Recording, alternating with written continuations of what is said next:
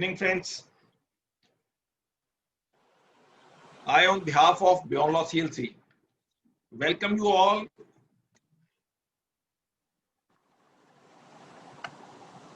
in a series of webinars. And it gives you much happiness that when the participants are willing to learn during the testing times as well as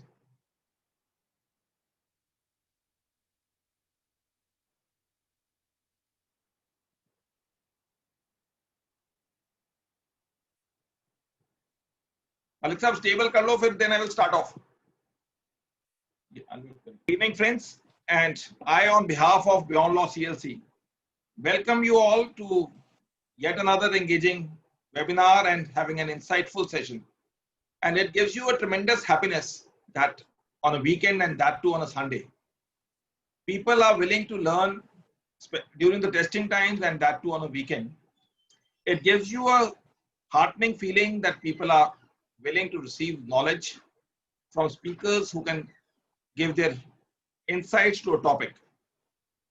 Today's topic is by the Associate Professor Dr. Muhammad Azad Malik, who is a known name in the teaching faculty as well as, I can say, earlier it was seminars, now it is webinars, for the way of disseminating the knowledge. And concept of plea bargaining is a concept known worldwide, but the baby steps are no longer there in the concept of plea bargaining, but in the mindset one definitely wants to learn, especially those who are young in the profession and even otherwise, as to what is the concept of plea bargaining. Concept of plea bargaining, I can only share with this since Mr. Muhammad Azad Malik would be taking the things forward. That primarily there are three types of plea bargaining. One is on the sentence bargaining, charge bargaining, and fact bargaining. I can say it is more akin to any other bargaining, like we say not in the true sense and color of mediation, to the effect that both the parties are in a win-win situation. The accused / accomplice feels that in his concept of plea bargaining, he has been let off with a later sentence. The courts, which are already clogged with so much litigation, they the quietest to all those issues in a much faster way. And before I request Muhammad Azad to give insights just about him, the faculty of University in New Delhi. And as I earlier said, that he has taken webinars on different issues, and even otherwise see him on discussions with different perspectives. So much so, equally dexterous on the criminal side, talks as well as on the constitutional matters, law of torts. His thesis is on a different concept, that is on the legal control of industrial pollution. His papers which have been written are all also a different perspective. It only shows the multifaceted knowledge and multi-talented in respect of aspects of law to be touched. We are quite grateful to Mr. Malik for having acceded to our request to share his knowledge on a topic which I earlier said is, I cannot say in the real sense of quite close to the heart of everyone, but yes, as a student of law and lawyer, or in the faculty of law, one wants that the faculties of legal learning are on a different level. Over to you, sir. Thank you, sir. Good evening. Good evening to all the dignitaries and senior lawyers, judges, students, participants. And first of all, I would like to thank Advocate Vikas for giving me this opportunity to share some of my views on the topic of the plea bargaining. And I would like to congratulate for organizing the wonderful lecture series on the different topics. He sent me link, and yesterday I watched some of the videos, and I saw that there are different fields and many stalwarts from the legal field have been invited and they deliver the knowledge to the students. So thank you very much. Today's topic is the plea bargaining in India. As Advocate Vikas introduced about the concept of the plea bargaining, different types of the bargaining as charge bargain, sentence bargain, and fact bargain. Before starting this topic, first we have to understand our criminal justice system, because you know that this concept was introduced in our country in 2005 Criminal Amendment Act and came into force in 2006 July. So what was the reason why too late we incorporated this concept? Actually, when we will see the criminal justice systems prevailing in the world, there are different types of the systems. For example, there is one of the due process model, which is based on the presumption of the innocence. And due process model, when we'll see that they trace back to the due process of law in American Constitution, and you can go to see that clause 39 of the Magna Carta, which use the term law of the land. So you can see the origin of the due process from Britain, Magna Carta to Bill of Rights to that is 1791 constitutional amendment, when the different provisions were added in the American Constitution. There are two types of the due process of law, that is substantive and the procedural. So due process model basically known as a liberal model, and it focuses more or more on the rights of the accused rather the rights of the victim. On the other side, the other system which is prevailing, that is known as a crime control model. Hewlett Packard classified these two models, and crime control model basically based on the presumption of the guilt. Here the objective of the crime control model is that the criminals should be away from the streets. Other than these two models, we are also having the two systems which is known as adversarial system and inquisitorial system.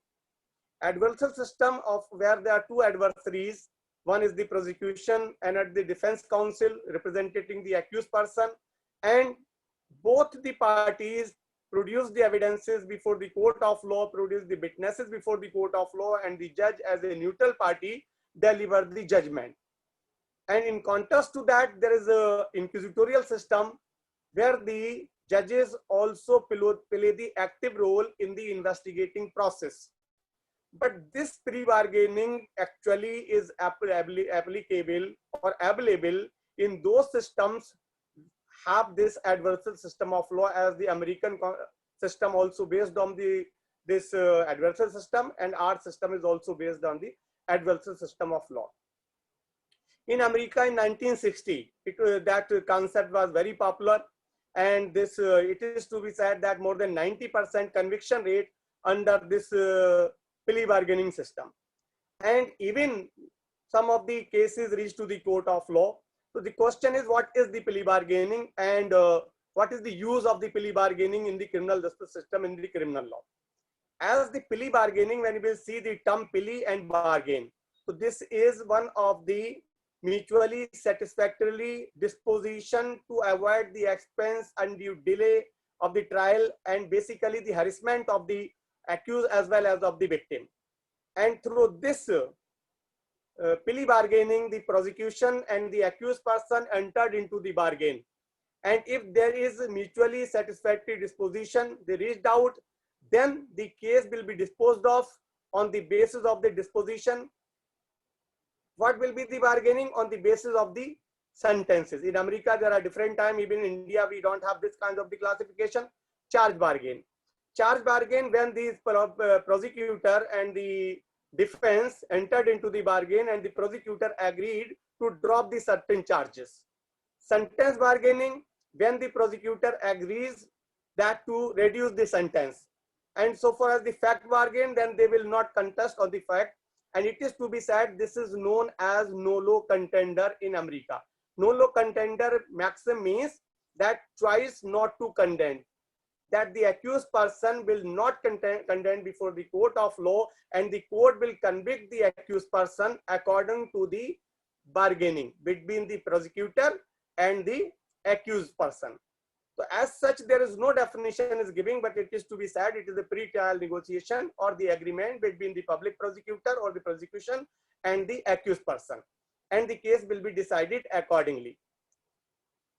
The question arises in America about the constitutional validity of this plea bargaining. There are two main important judgments: Brady versus United States, 1970 judgment. Then the court said that here the person should agree for the nolo contender, and the person should give in writing that he is waiving his right, because the right to fair trial is a fundamental right, and then this concept can be applicable. Then the question arises, for example, if the parties, accused person and prosecution, entered into the bargain, and later on they did not comply with the conditions, or you can say that is the agreement, then what will be the result? As happened in America, that in the case of the Istanbul versus New York, 1971, the person who was the accused, that the public prosecutor said you can plead guilt, then we will reduce your sentence. On the basis of that, the accused person agreed to plead guilty, means they entered into the plea bargaining, and they assured that they will pass the lesser sentence. What happened then? Prosecution and the defense counsel both replaced by the new counsels. When the new prosecutor came, then without knowledge of that previous bargaining, recommended that the sentence against the accused person, and accordingly the court passed the sentence, means the conviction order was passed. Then Istanbul challenged it on the ground because they did not follow the terms and the condition of the bargaining, which is wrong. Then the matter reached to the Supreme Court of America. The question was that here, is it possible that can defendant seek a new trial, or the conviction against the accused person should be upheld?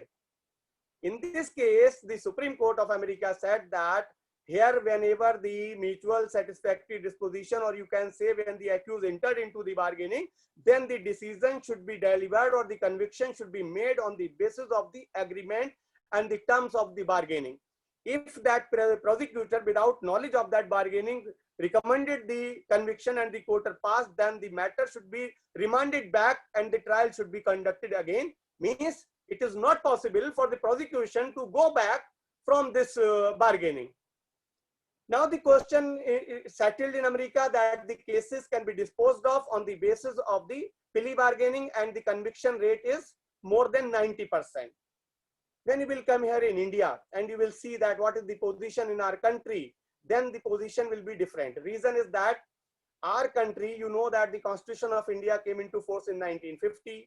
We incorporated the part 3rd of the Constitution, which is known as the Magna Carta, and certain rights has been given to the accused as well.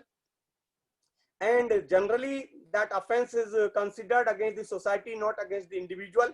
One party is the state. There is no possibility of the bargaining in the criminal trial, because the purpose of the sentence to maintain the peace and the order in the society, and it is a duty of the government to punish the person according to the offense which was committed after full-fledged trial, where the opportunity should be given to both the parties, accused as well as the prosecution, to place the evidence before the court of law, to produce the witnesses before the court of law, and then the court will pass the sentence or before pass the order.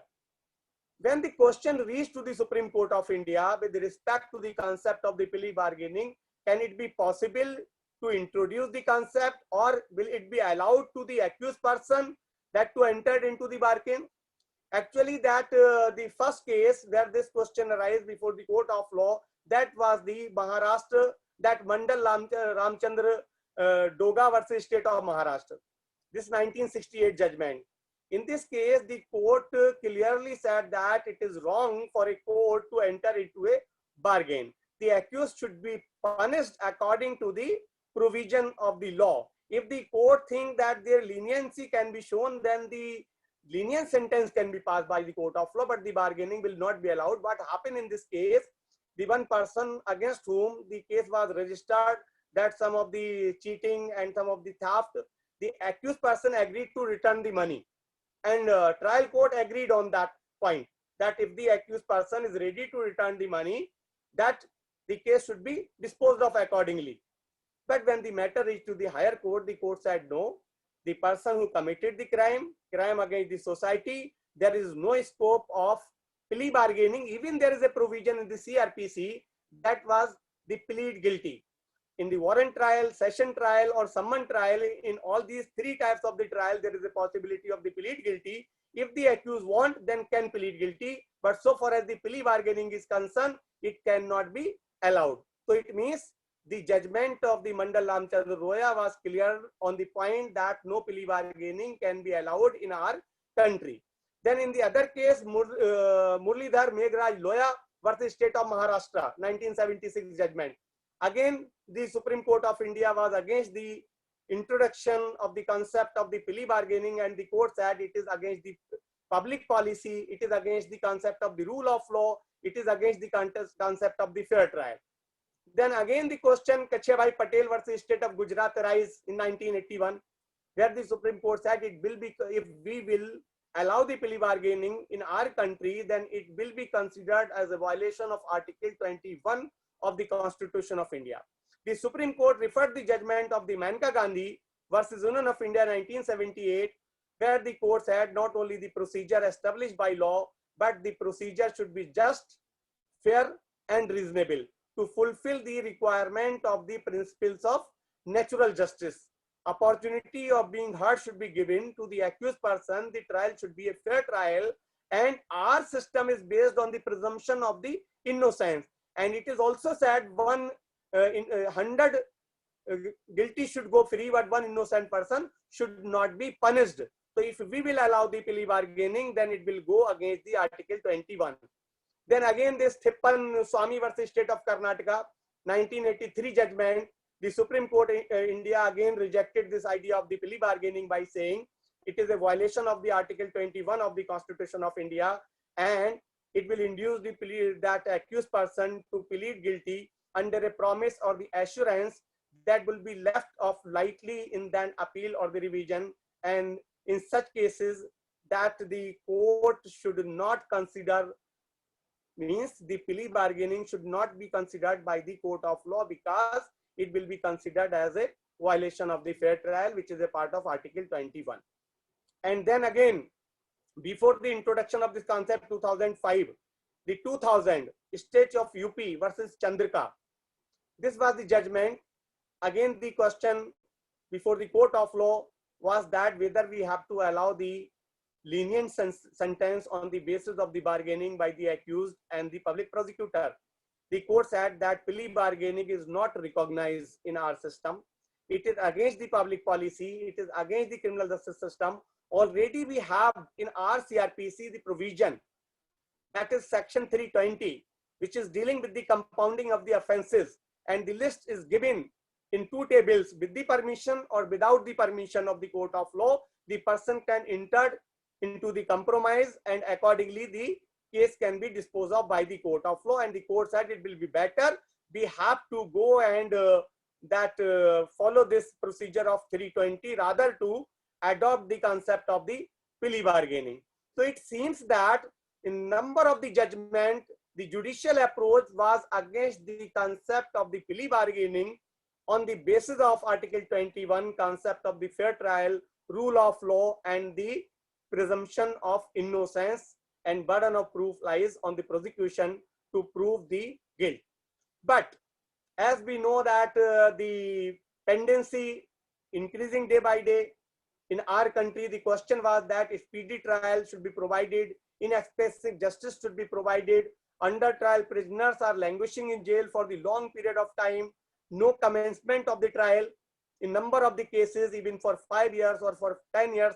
So what should we do as an alternative mechanism?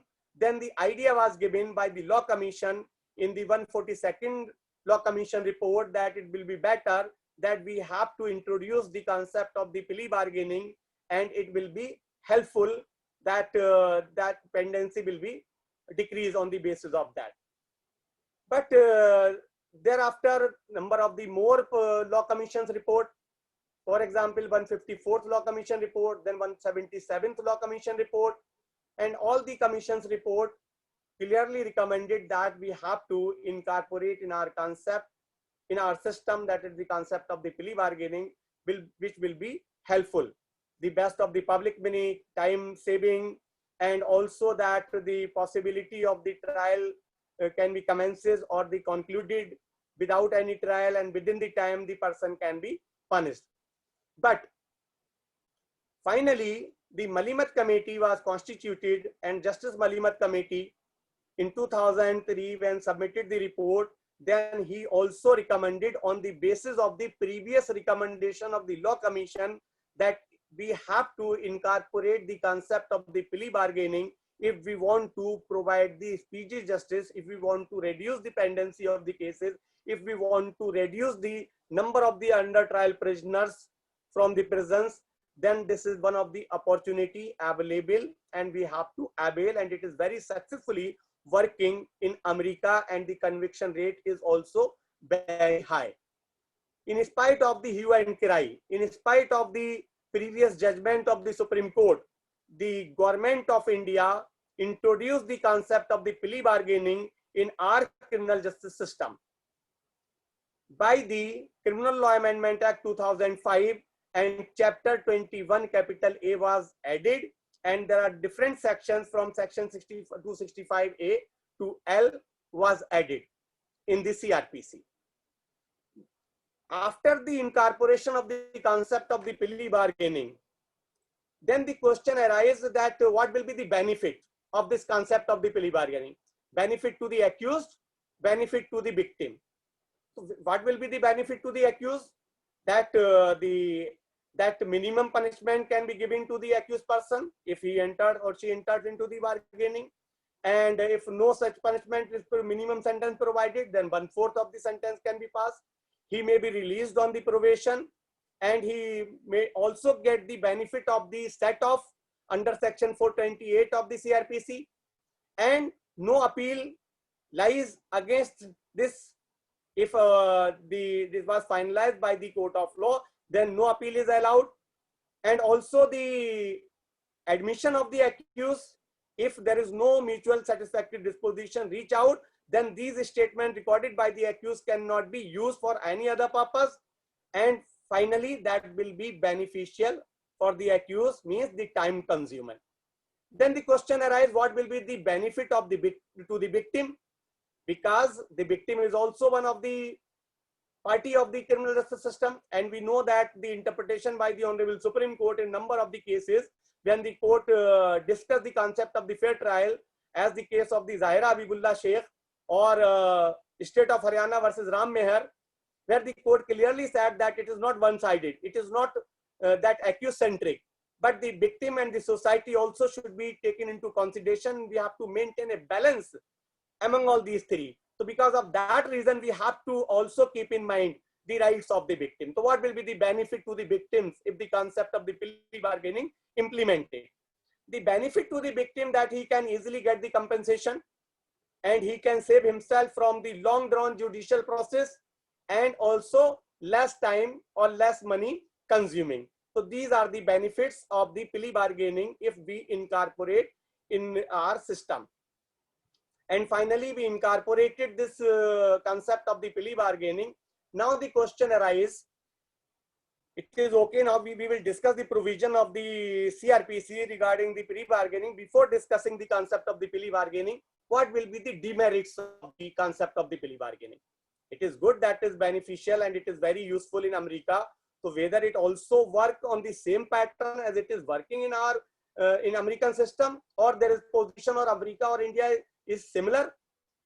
One thing we have to keep in mind, as we saw the number of the judgment delivered by Honorable Supreme Court before the incorporation of the concept of the plea bargaining, where the court clearly rejected this idea on the ground of the violation of the fair trial, on the ground of the violation of the Article 21, or on the ground of the rule of law, supremacy of law should be maintained.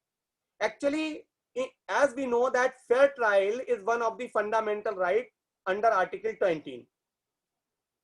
When we will see the judgment of the Maneka Gandhi or Nirmal Singh Kahlon versus State of Punjab 2009, where the Supreme Court categorically held that right to fair trial, including the fair investigation, is a part of Article 21, means it is a fundamental right.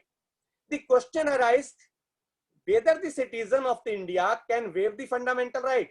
As Brady versus United States, the court said the accused has to submit the application, he or she is waiving the fundamental right. Waiver is allowed in America. So question is, waiver is allowed in our country or not? When we'll see Article 13 of the Constitution of India, when the doctrine of waiver we can read, and the question before the Supreme Court of India in the case of the Basheshwar Nath versus Income Tax Commissioner 1959, and before Basheshwar Nath, Behram Khurshid, the state of Bombay 1955. In both the judgments, the Supreme Court said the right to waive the fundamental rights is not available in our country. So if we will see the judgment of the Basheshwar Nath or Behram Khurshid or apply with respect to the application of the plea bargaining, then it will be a contradiction, because here the accused person, by entering into the bargaining, waiving the right to fair trial, it means waiving the fundamental right which is guaranteed under Article 21 of the Constitution of India. So this is one of the demerit. Another question is, in the American Supreme Courts, in number of the judgments said that the court will record the plea of the accused in the open court. But in CRPC, it is written that the court will examine the accused in camera. Section 327 of the CRPC dealing with the open court. But Section 265 of this ACRPC, where this application is given by the accused person, then the examination will be in camera. And another thing is that here, when the plea bargaining means any person entered into the bargaining, then the public prosecutor, victim, accused, defense counsel, investigation officer, all these parties will be part of this process of the plea bargaining. So here we have to keep in mind the concept of the fair trial and the plea bargaining. And now we are going to discuss the application of the plea bargaining in our country. At what stage the plea bargaining can be applied, in what type of the offenses the plea bargaining will be applicable, how the accused person can enter into the bargaining, and what will be the responsibility of the court of law when the court receive the application on behalf of the accused person. So far as the American concept is concerned, there are things are clear. In America, the accused person can enter into the bargaining before the pronouncement of the judgment. In America, there are different types of the bargaining, as that charge bargain, sentence bargain, or fact bargain. So far as India is concerned, it is not clear on the basis of the provision of the CRPC. What is the provision? First, we have to see Section 265 capital A, which is dealing with the if reports submitted by the police officer under Section 173, as your organization already organized one of the lecture on 173 of the CRPC. I listened that lecture yesterday. So as we know that any offense when committed, after the registration of the FIR, police conducted the investigation, then submitted the report. When the police submitted the report under Section 173, that offense appears to have been committed by the accused person, and this is because there are two parallel agencies available. You can see the agencies as available in India: number one, police, or number two, magistrate. So we have to see in both type of the cases, when the police report is submitted and when the cognizance taken by the magistrate on the complaint. So far as the police report is concerned, it is clear that if the report submitted by the police under Section 173 and it appears that the offense committed by the accused person, number two, when the magistrate take the cognizance of an offense on the complaint, and after examination of the complainant under Section 200, issue the process under Section 204 of the CRPC, the plea bargaining shall be available to the accused person. In what type of the offenses? There are certain exceptions which is given under Section 265 capital A. Number one, if the offense punishable with death or imprisonment of life. Number two, if the offense punishable more than 7 years. Number three, offense is socioeconomic, affecting the socioeconomic condition. Number four, offense against women. Or number five, offense against the children. So if these offenses, then no plea bargaining will be allowed. Other than that, the plea bargaining will be applicable. Now the question arises, what do you mean by offenses affecting the socio-economic condition? So under section 1265A class 2 of the CRPC, the power is given to the parliament to make law or to add any number of the offenses. Here when you will see the list which is given, there are 19 laws has been incorporated on the basis of the power vested with the parliament to add any of the law. So on socio-economic offenses, no plea bargaining will be applicable. So it is clear that police report or complaint case, in both the cases, there is a possibility available to the accused person to enter into the bargaining. Now the question arises, how to enter? According to section 265B, it is clearly written, an application for the plea bargaining may be filed by the accused person, may be filed. It is not mandatory, it is the option available to the accused. And in the court, in which court? Where the offense is pending. And what should application should contain? The brief about the case, and that relating to which the application is filed, including the offense to which the case relate to, and shall accompany the affidavit. Affidavit is shall accompany. Why shall? Because it is mandatory. What is mandatory? That the application which is filed by the accused person should be voluntary. There should not be any pressure and torture against the accused person. So that the application should be voluntary, and that the law will provide that the plea bargaining in this case, that he not previously convicted. He also right, if he has been previously convicted for the same offense, then he will not be entitled for the benefit of the plea bargaining. So because of that reason, at the time of filing the application, the accused person has to mention, number one, it is voluntary. Number two, that he has not been previously convicted by the court of law. Then what will be the procedure? Then the court shall thereafter issue the notice. Shall issue the notice. To whom? To the public prosecutor or to the complainant of the case, as the case may be. And the accused to appear on the date fixed by the court of law. The court fixed the date and issue the notice to both the parties that you have to appear before the court of law. When the party appear, what the court will do? The court shall examine the accused in camera. Just I told you, in America, in the open court, in India, in camera, that the court shall examine the accused in camera, where the other parties in the case shall not be present in the court of law at the time of the examination of the accused, with the motive to satisfy itself that the accused has filed the application voluntary. Then, if the court satisfied that the application filed by the accused person is voluntary, then the court shall provide the time to the parties to work out a mutually satisfactory disposition of the case, which may include giving compensation to the victim and other expenses during the case, and thereafter the court will fix the further date.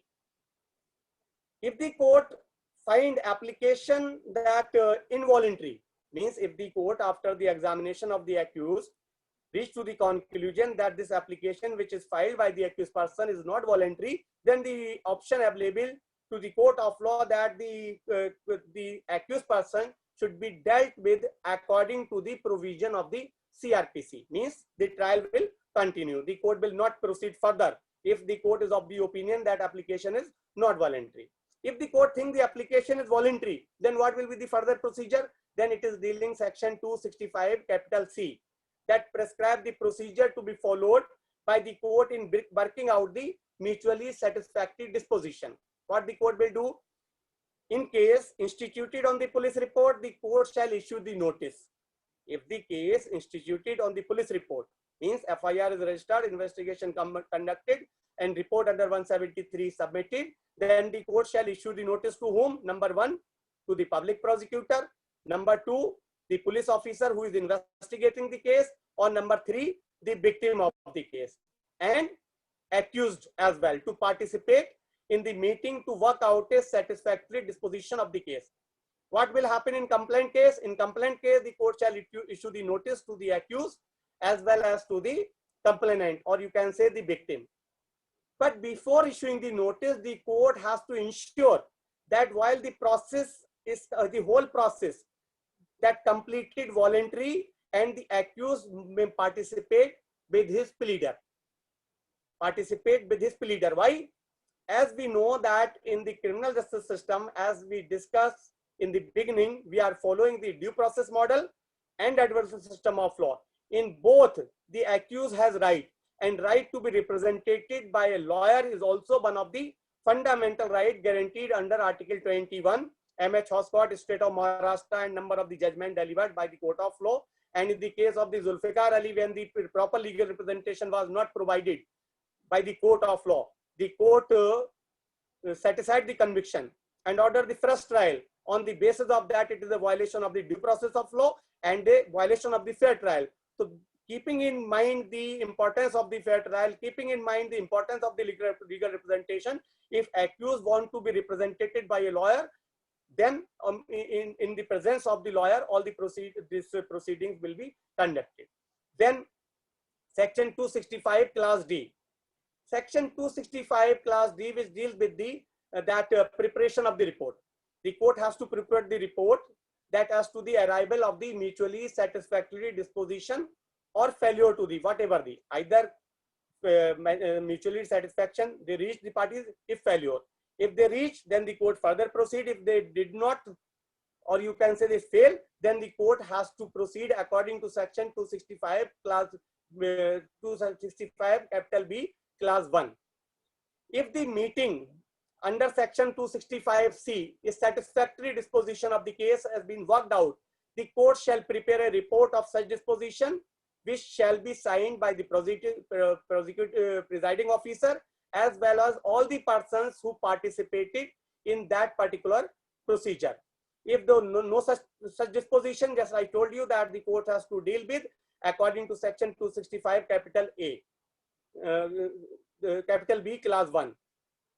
And then if the parties reach out to the mutually satisfactory disposition of the case, then the court further will follow the procedure of the Section 265 capital E, which prescribe the procedure to be followed in disposing of the case there when it is a satisfactory disposition of the case is worked out after completion of the proceeding under Section 265D. By preparing a report, the court will pass the order. What the court will do? Number one, the court shall award the compensation to the victim as per the disposition and hear the parties on the quantum of the punishment, and can release the accused person on the basis of the good conduct or the admonition according to the Probation Offenders Act 1978 or any other law tying in force. While punishing the accused, the court has discretion that if the law provides such minimum sentence, then the court can pass the sentence, means 1/2 of the sentence. If no such minimum sentence is provided, then the court can pass 1/4 of the sentence. So this is the order can be passed by the court of law according to Section 265 capital E. Section 265 capital F dealing with the pronouncement of the judgment in terms of the mutually satisfactory disposition. All the parties will sign, the presiding officer will sign, and that judgment will be delivered. If judgment is delivered, then no appeal will be allowed. Under Section 265G, no appeal shall be allowed against such judgment. But then the question arises, as we know that judicial review is one of the basic structure of the Constitution, and it is not possible to take away the power of the judicial review. Because of that reason, the SLP under under Article 136 or under Article 227 or 226, the writ petition can be filed before the court of law. Then under Section 265H, which deals with the court that for the purposes of the discharging of the function of the court of law, the court have the same power as the trial court has power with respect to the application of the bail and conducting of the trial and the disposition of the case. Section 265 I specify this set off. Set off is one of the benefit to the accused person. If he has already been in jail, then he can get the benefit of the set off according to Section 428 of the CRPC, and which is given under Section 265 capital I. Section 265J talking about the provision of this chapter shall have the effect notwithstanding anything inconsistent in the provision of this code. And finally, for example, if the bargaining between the accused person and the public prosecutor and then though there is no result, there is no outcome of that, and then the trial will be conducted, then what will be the use of those statements given by the accused person during this process? So that safeguard is provided to the accused person under section 265 capital K, which says that the statement or the fact stated by the accused in an application for plea bargaining shall not be used for any other purpose except for this chapter. Means whatever the statement given by the accused person at the time of that examination or bargaining, that will not be used for any other purpose than this chapter. And section 265L, which makes it clear that chapter will not be applicable to in case of any juvenile, which is section 2 class 35 of the Juvenile Justice Act 2015. So these are the provision in the CRPC with respect to the plea bargaining, but it is not clear.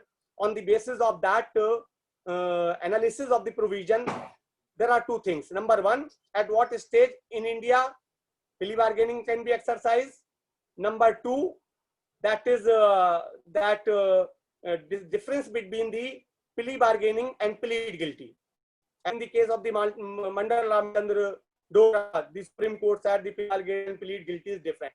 Number one, first I am coming on the stage. When we will see the stage, nowhere it is written what will be the stage, but on the basis of the section 265A, it is written that 173 the report is submitted or cognizance is taken by the magistrate and examination of the complainant, and then the issue of the process. So it reflects after the filing of the charge sheet until the pronouncement of the judgment. Because there is no limitation is given, then the plea bargaining may be exercised in our country in both type of the cases, either on the complaint case or instituted on complaint or on the police report. Now the question is plea bargaining or plead guilty. What is the basic difference between these two? Plead guilty was already in the CRPC. In section 229, in session trial, the plead guilty that is available. Section 241, in warrant trial on the police report. Section 246, other than the police report. And section 252 in the summon trial, so that any person accused can plead guilty. After the framing of charge, when the charge explained to the accused person, then the judge will ask the accused whether you plead guilty or claim for trial. If the accused plead guilty, then the court may, according to plead of guilt, can pass the sentence may. Here there is a discretion available to the court of law, may or may not accept the plead of guilt. But so far as the plea bargaining is concerned, that plea bargaining, it is written that a bargain between the accused and the prosecution, which is not allowed in case of the plead guilty. Plead guilty, that is the statutory provision given in the statute, given in the CRPC, and the court may opt. But plea bargaining, that is the option available to the accused person, that the accused person may enter or may not enter. Nobody is going to compel the accused person. Same thing is also allowed. Nobody will compel the accused to enter in the plead guilty. But plead guilty, there is no option available to bargain. But this option of the bargaining is available in case of the plea bargaining. In the case of the Rajendra Kumar Sharma versus State 2007 Rajasthan High Court judgment, in this case, this High Court of Rajasthan said that the crime that is under the Indian Penal Code or any other penal law is not a crime against the individual but against the society. And this case is related to the compounding of the offenses. Here the court allowed the compounding of the offenses, but the High Court said there is no need to compound because now we have one of more mechanism in our country, that is the plea bargaining. Then the accused has to opt the plea bargaining, and accordingly the court can dispose of the case rather to allow the compounding of the offenses. So this concept of the plea bargaining, even in spite of that effort, is not much popular in India, or you can say the people are not even aware about this concept. What is the reason? When one side in America, more than 90% cases are being disposed of through the plea bargaining, when you will see in India, there is two different things. Number one, misuse of the concept of the plea bargaining, or number two, that inefficacy or inapplicability of the concept of the plea bargaining. Number one, misuse of the plea bargaining. When you will see NCRB data, when I wrote one of the article, then I analyzed the data at that time. This was the, I think 2015 or 16.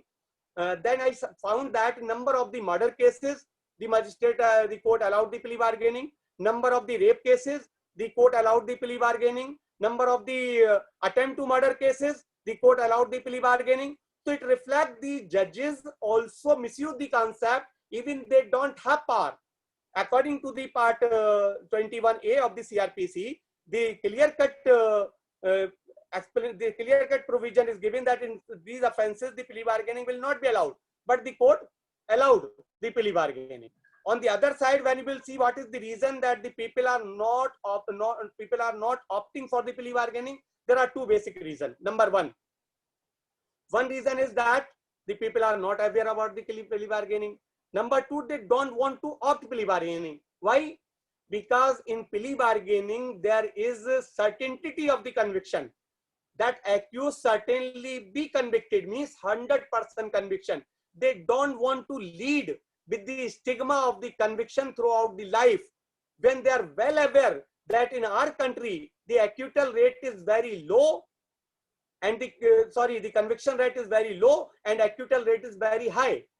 So this is the reason the people don't want to opt plea bargaining. And I also think that, and even the Supreme Court of America and the Chandrika, state of UP versus Chandrika also suggested, I also think the same, that the concept of the compounding of the offenses is more beneficial, more popular than the plea bargaining. Reason? Because we know that if the party entered into the compromise, then the result will be acquittal. So why will they have to opt the plea bargaining? And how the plea bargaining is the negation of the rights of the poor, or you can say why the poor may be sufferer.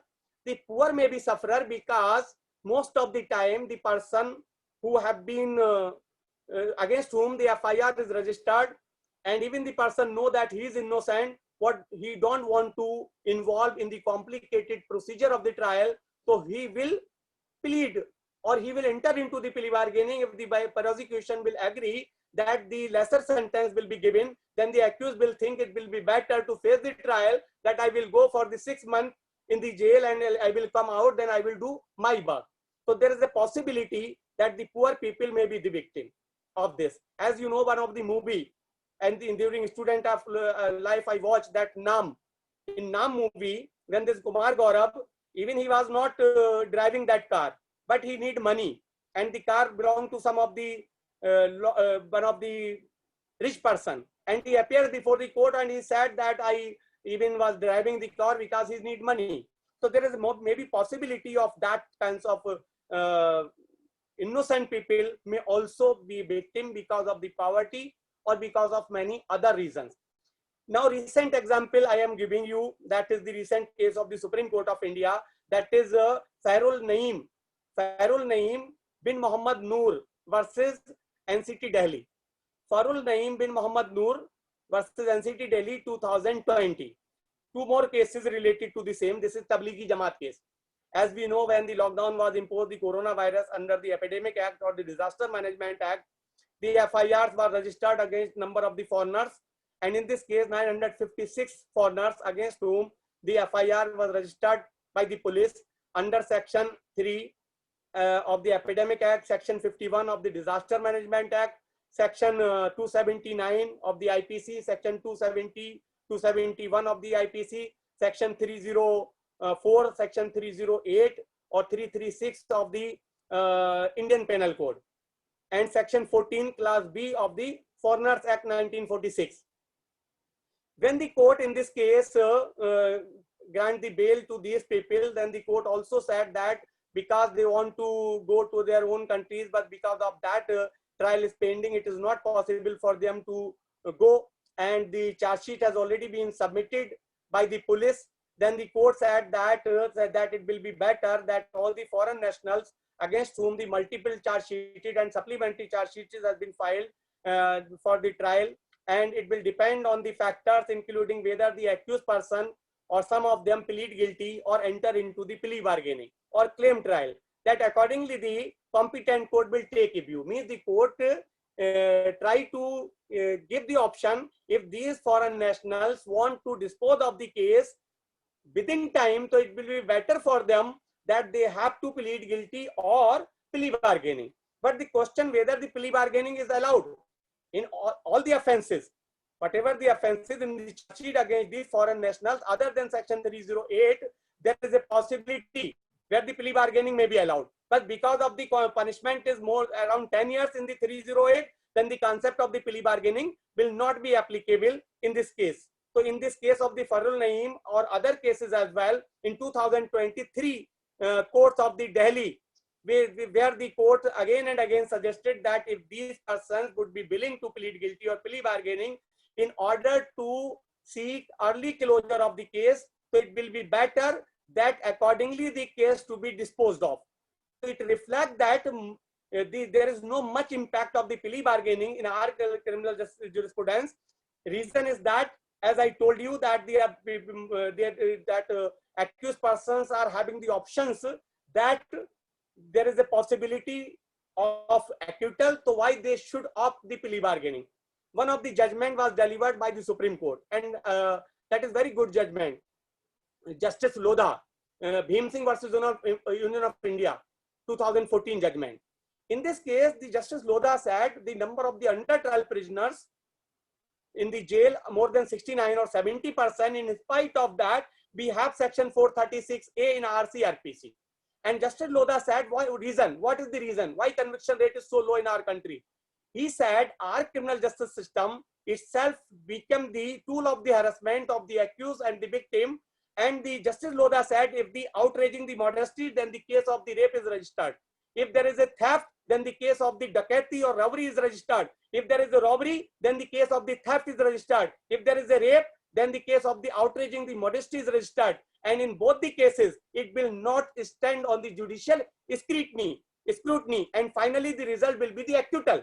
So this is the reason that our criminal justice system, the way that is working, that is also one of the reason he said it has become the tool of the harassment of the accused as well as of the victim. So concept of the plea bargaining was good, and we incorporated, keeping in view the concept of the speedy trial, which is a fundamental right, speedy disposal of the cases. Other than also we have now introduced and even earlier introduced many other alternative dispute resolution mechanism. The only objective that to reduce dependency of the case, and that ad hoc courts, fast track courts, lok adalat, mobile court, and evening court. The steps has been taken. National Litigation Policy, Gram Nyayalaya Act 2008 was passed by the Parliament. Number of these steps have been taken by the judiciary through the judicial pronouncement as well as by the legislature. Different kind of the mechanism. Out of them, there was one of the plea bargaining, but at the grassroots level, it is not properly working because all of you are the practicing lawyers. You are very even more aware about this concept. When I was writing one of the article, I tried to interact some of the judges in Uttarakhand, Delhi, Haryana, Assam, and Bihar in number of the places. And also I interacted with some of the public prosecutors and also, of course, with the lawyers. When I discussed with them, in the response of the judges was that if the accused is thinking that he is in jail for the long period of time and the conviction is sure, then at that time he or she think that it will be better, we have to enter into the bargaining. If they think there is less chances of the conviction, then they are not going to opt. And lawyers never suggested to the accused person that they have to go for the plea bargaining, because once the plea bargaining, there is a possibility only if the person, if released on the probation of the good conduct, then he can get the benefit of the section 12 of the Probation Offenders Act 1958, removal of the disqualification. Otherwise, that the stigma of the conviction will continue and it will not be possible for the accused person, as the suggestion was given by the Malimet committee to reform. When the person has been convicted, that will be very difficult for that person to enter into the government job because of that conviction. So even the conviction, the small conviction, that may affect the career of the person. So either the acquittal means through the compounding of the offenses, that is one of the best option available to the accused person. On the other side, that if he entered into the plea bargaining and get the benefit of the probation, then also there is a possibility that he can escape from the stigma of the conviction. So finally, I would like to conclude. The idea was that why we have to agree on the plea bargaining. It is वो एक शेर था कि मैं अपने दिल को जहन के खिलाफ कर देता, मैं अपने दिल को जहन के खिलाफ कर देता, वो सर झुका के जो आता तो मैं उसे माफ कर देता. The expiation theory was based. And अगर मान लीजिए accused want to enter into the bargaining and that prosecution thing, तो कुछ इज्जत आप भी रखिएगा उसकी, कुछ इज्जत आप भी रखिएगा उसकी, वो दुश्मन सर झुकाना चाहता है. So if the accused person want to enter into the bargaining, then it is also the responsibility of the prosecution to take the lenient view, then that will be benefited for them, but it should be applied keeping in view the concept of the rule of law, keeping in view the concept of the fair trial and other parameters which are essential for the purpose of the criminal trial as per the due process of law and as per the Universal Declaration of the Human Rights or ICCPR, section article 10 of the UDHR or article 11 of the UDHR or article 14 of the ICCPR. So on the international and the national parameters, that concept can be used. So that Vikas ji, that is the overall analysis of concept of the plea bargaining. Thank you, Malik Sahab. The way you took us around the entire gamut was quite fascinating, and the introducer also had apprised me that you will just have a spot on coverage. We will take few questions which have been posted meanwhile. So this is by Ravi N. Plea bargaining is not a bad idea, even in India. It can encourage a culture of exchanging guilt in a deal rather than the practice of not accepting the guilt. However, some guidelines / nurturing is required. What is your take? Sir, please repeat the question again. This is by Ravi. Plea bargaining is not a bad idea, even in India. It can encourage a culture of accepting the guilt in exchange for a better deal rather than the practice of not accepting the guilt at all. Only some guidelines and nurturing is required. What? Actually, so far as the guidelines is concerned in our country, there is no as such clear-cut policy with respect to the plea bargaining. And when you will see the judgment after the introduction of the concept of the plea bargaining, you will not find any of the judgment of the Supreme Court where the court has issued the guidelines with respect to the application of the plea bargaining. And you are talking about that the idea to accept the guilt, that is a good idea. But as I told you that this is the reason, number one, that 100% conviction. Number two, there is no clear-cut sentencing policy has been evolved either by the judiciary, and it is only written in the CRPC that if the minimum sentence, then 1/2 the punishment. If no minimum, then 1/4 of the sentence. And now there is a discretion. As I give you the example of the misuse of the power by the judge, even the judges going beyond the power which is not available to them. So it is true that there is a need of the guidelines either to be issued by the Honorable Supreme Court or by the different high courts, or the legislature has to come forward with clear-cut idea and the more clear-cut mechanism for the application of the plea bargaining. And one more thing, it is not clear in our country, as I give you the example of the Istanbul versus New York case. If there is any of the party back out, then what will be the result? For example, if the accused and the prosecution agreed and later on prosecution back out as happened in New York, so Supreme Court of America clearly instructed direction that the prosecution is bound. But in our country, there is no such guidelines. So again, there is a possibility the accused can be a victim of this. He entered into the bargaining, wasted time, and there is no outcome. Yes, sir. This is by Dr. Srinivas. Could you elaborately explain the meaning of set off in the plea bargain? Actually, the set off is that, for example, if any of the person who committed the crime of the theft, and the punishment for the theft is that is only 3 years. and if the person already in jail for the 10 months, or you can say 9 months, and accused and the public prosecutor entered into the bargaining, and the prosecution agreed to pass 1/2 of the sentence, then only for 6 more months the accused will be in jail. If 1/4 is passed, then immediately the person will be released. So that is the benefit to the accused person, which is available in the light of the section 428 of the CRPC when he opted for the plea bargaining and it is accepted by the court of law. Because it is also necessary in case of the plea bargaining that should be approved by the court. Yes, sir. This is, he says, O.S. Srinivasan. What is the subtle difference between section 320 of CRPC, where compounding of offences there? I take a step further to elaborate it, and vis-a-vis plea bargaining. Okay, difference is 320. So far as the 320 is concerned, that is talking about the compounding of offences, compromise, where both the parties can enter into the compromise. And even the list as there, list 1, list 2, with the permission of the court or without the permission. Those are the offences punishable with the less serious lesser offences, and which is not serious of nature, more or private nature. Then the court can allow the compromise by the parties.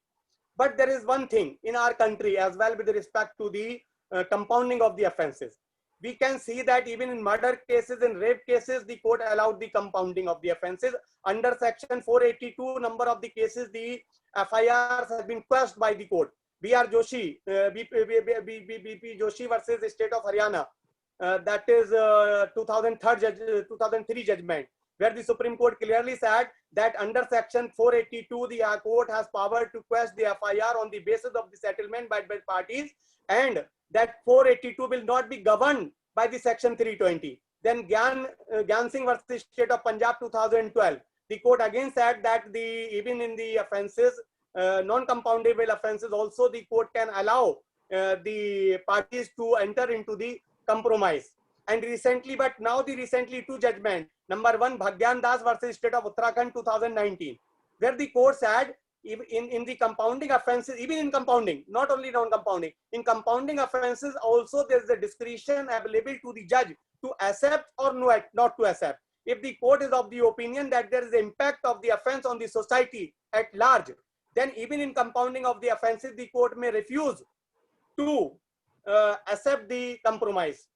And in the case of the state of Madhya Pradesh, Lakshmi Narayan 2019, again the Supreme Court said it will be the discretion of the court of law. So in such type of the cases now, even from 2003 and 2020, in between number of the judgment, Prabhat Ayer versus State of Gujarat, if you will see, then it is giving the benefit to the accused. But this Bhagyan Das or Lakshmi Narayan, when you will see these two judgments, then the concept of the plea bargaining will be useful for the accused person, because in the compounding offences also, if the compromise is not being accepted by the court of law on the basis of the judgment of the Supreme Court, then the other option available to the accused person.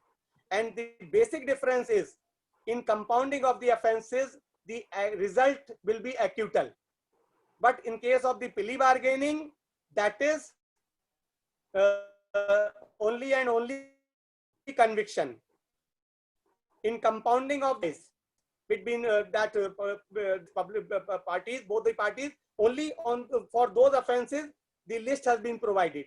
So far as the plea bargaining is concerned, after filing the charge sheet or the taking the cognizance, the application is given by the accused person, then the public prosecutor and the accused person may enter into the bargain, and accordingly the case can be disposed of by the court. But I will, as I told you in the beginning, that compounding of offense is more beneficial than the plea bargaining, so far as the interest of the accused person is concerned.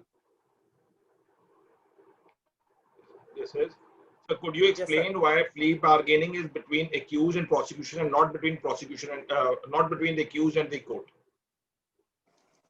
Plea bargaining between the accused and the prosecution. And the prosecution, not between the accused and the court. Yes, this is the reason.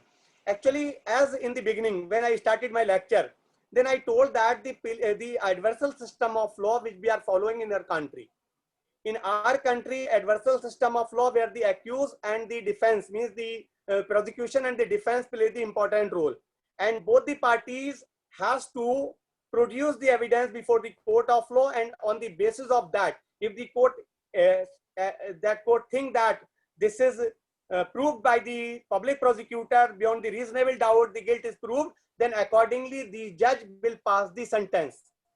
The judge is only the referee, neutral party. Same thing in case of the plea bargaining. Here again the judge is playing the same role which is required under the adversarial system of law. The public prosecutor and the accused will enter into the bargaining, will place before the court of law, and the role of the court will remain same in case of the trial or in case of the plea bargaining. In both the cases, the role of the court is limited. Either the trial is conducted, the court is not supposed to go beyond the limit. That is, only the conviction will be awarded or the acquittal order will be passed on the basis of the evidence which is produced by the party. Same thing in case of the plea bargaining. If the court satisfies that it is voluntary, then the court will allow. If the court think it is involuntary, the court may refuse. Yes, sir. This is by Naveen Kumar, sir. As per the prevalent socio-economic conditions in India, only the mighty, powerful, and rich accused would gain its benefit, either through pressure or through buying out justice. What is your take? Or even the poor can be benefited? Actually, in socio-economic offences, the benefit of the plea bargaining is not available. The reason was the same, because most of the white-collar criminals who involve in such kind of the crime, that they may use or misuse the process of law. So because of that reason, the plea bargaining is not allowed on those offences, and to maintain the equality before law, or you can say to uphold the concept of the rule of law. So this is the reason that socio-economic offences are out of the purview of the concept of the plea bargaining.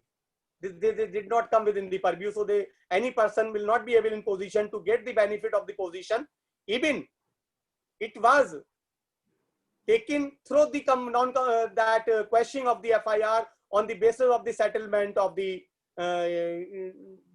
by the party, between the parties. And as I give you the example of these many cases where the even court uphold, but these two decisions, actually here there is a discretion available, not in the plea bargaining so far as the compounding of the offences. In one case, the court may say that it is not going to affect the society. So far as the other case, it may allow.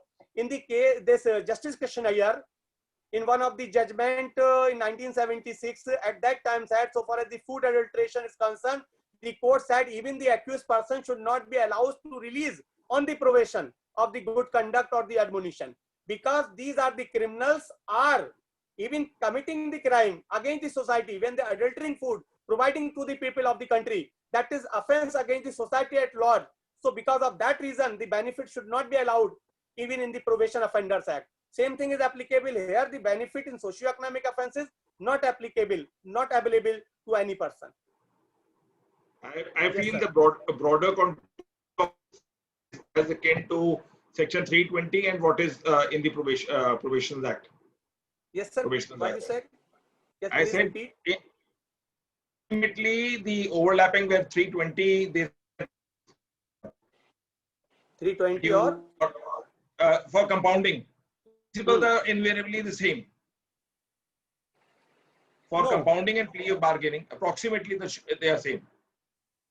No, sir. The offences, I'm saying the offences which can be dealt with, which can be settled under 320, because they largely they say it should not be against the moral turpitude or against the society. What is your take on that? Yes, one point you are rightly saying that that so far as the compounding of the offences, it is right that mostly those offences are less than punishable less than 7 years have been incorporated in the list of the compounding of the offences. And same thing is applicable in case of the plea bargaining as well. Those offences less than 7 years, so more or less on this particular point, that is there is no difference as such. But so far as the other part, it should not be against moral turpitude also, just like a Corruption Act. The imprisonment is less, but that cannot be compounded. Yes, but in many cases the court allowed. In number of the cases, the court even questioned the FIR, but actually it should not be, according to the some of the judgment of the court. But you know that the multiplicity of the judgment according to the benefit, the lawyers produced the case and the judges agreed. But for as first point you are saying, the plea bargaining on this regarding the punishment of the offenses is true. But on the other aspect is different. As I told you that in plea bargaining 100% conviction, in compounding that is acquittal.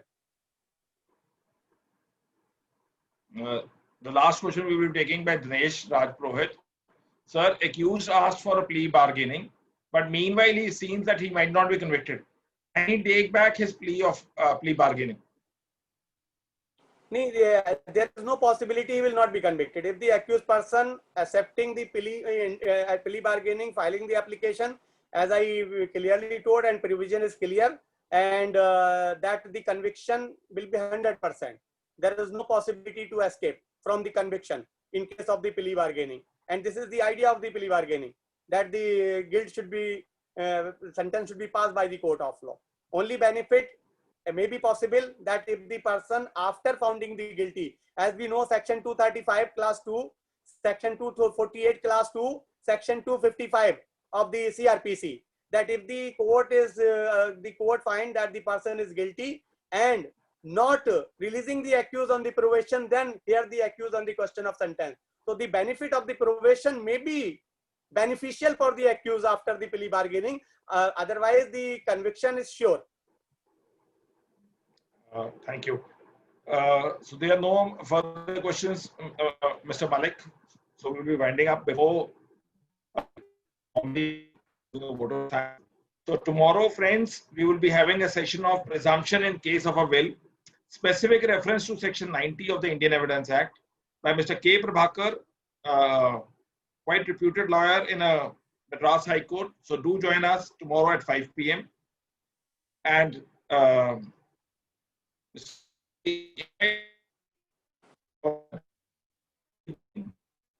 fact carried all spectrums which one could perceive and conceive before the session had started, and you had put across in an erudite manner the entire which this plea of bargaining could have been done. So on behalf of all those who are watching us live on the Facebook and who are being connected on this platform, and those who subsequently watch us on the Beyond Law CLC YouTube channel, on all behalf of everyone, I thank you for giving the insights. Everyone stay safe, stay blessed, enjoy the weekend after having a session. Thank you, everyone. Thank you very much, sir. Thank you much for giving this opportunity to interact with the legal remedies and some of the students. So thank you very much to you for giving me this opportunity. I found a lot of professors and assistant professors who are quite close to you have also joined. Right, sir.